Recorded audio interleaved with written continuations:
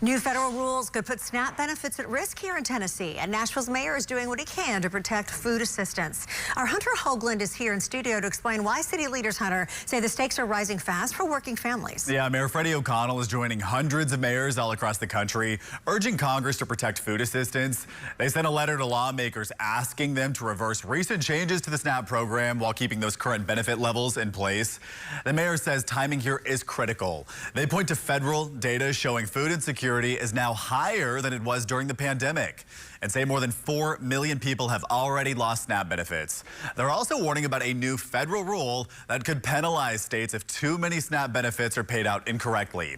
Tennessee's error rate was more than 9% last year, which is above that 6% threshold states will have to meet by October 1st of next year. So state officials say if Tennessee fails to meet that requirement, more than 500,000 people could lose grocery assistance, including more than 50,000 people here in Davidson County. So certainly something we'll be following over the next year.